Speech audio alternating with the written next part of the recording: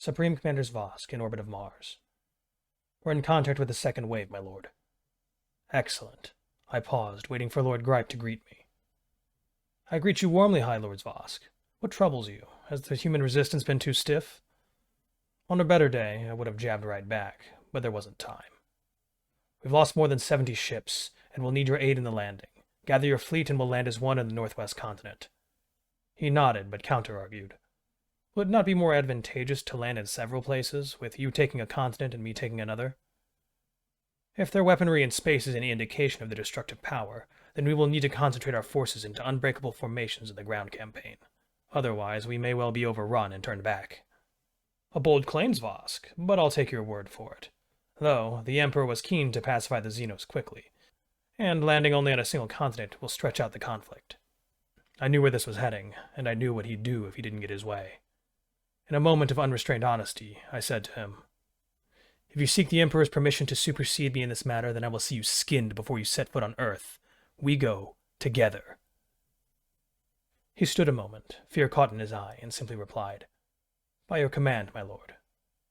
The communication channel snapped off, and I reclined in my throne. Like I'd let that pompous ass take a whole continent for himself, I thought. Though the Emperor will be displeased to learn the staggering loss of life so early in the war. I tipped my hand to him too early, and no doubt he'll use that against me. God's damn my carelessness. I couldn't help but wonder if the humans had to deal with such constant posturing and political shittery. The second wave would take some time to reach us, and with a whole week already having passed, I decided to press on, to clear the skies over Earth and prepare for the invasion with a bit more caution than originally planned. My lord, the scout ships are already uploading their reports. I loaded them into my command throne and began reading through the recent intel. A fleet of autonomous and well-armed satellites were behind Earth's moon, and weapons batteries were likely on the moon's surface as well. I read the rather uplifting note that the satellites were controlled from stations on Luna rather than Earth, most likely to reduce combat lag. I was halfway through planning an infantry incursion before I read the startling line. Earth's sole moon, Luna, has no atmosphere of any kind and has very little gravity. That little fact would cause issues. I just knew it. With something resembling a plan, I forged the flotilla ahead. Resting a good distance from Luna, I gave the order for landing ships filled with void infantry to depart and quiet as many of their guns as possible before our ships came close. Though calling them void infantry was perhaps too generous. To say it plainly, they were serfs, and none too tempered to fight in void suits or on a low-gravity moon. But they went anyway, grumbling along as though they had some choice in the matter. Perhaps that delusion gave them comfort. The ships were assaulted by laser fire from the surface, and most ships landed with missing pieces or in flames. The troops went into formations clumsily, more so than usual, as the low gravity had them bumbling all about. Though the enemy's counterattack was slow to materialize, and our own officers gathered discipline as well as any general could hope.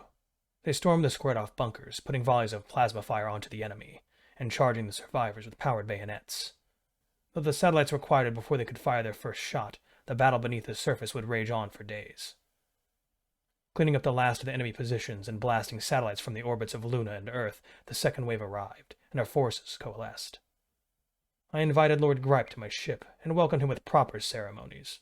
The blue ribbons were fitted to my honor guard as being the host demanded, and his own were fitted with the green tassels being the guest. Then, once we were out of sight, we finally let our truer colors shine. "So then, they'll go down fighting?" Gripe asked. "I haven't sent their request for capitulation, and frankly, I don't plan to." He gave me a rather troubled look. "If the monkeys surrender now, we can all go home with a new species to call our own. Even if they deny the request, that sets the precedence that we tried to be merciful, but were rudely denied." I shot back. "We've already been rudely denied. Millions of my men, of my kingdom, found their rest with the cold stars because of them. I'll not even give them the chance to sidestep retribution." "Is that why you resorted to threats against my advice?" Knowing his sharp-witted mind, it was more likely than not that he was right. "I apologize for my words, but not for the meaning behind them.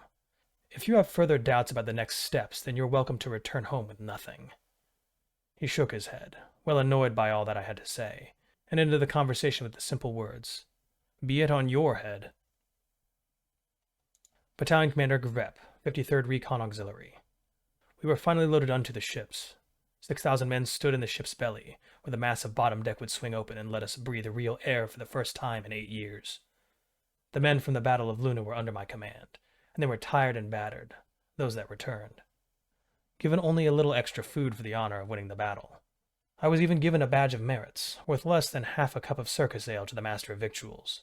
The greedy bastard actually tried to take it from me for a quarter cup.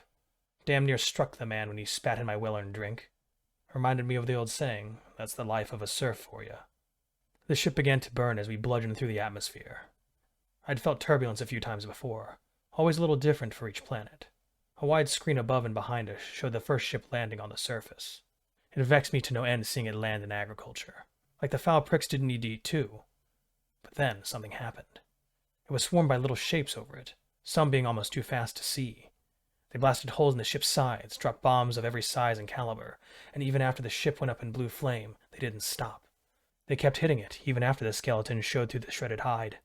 They kept hitting it. I distinctly remember thinking, what the fuck are we stepping into?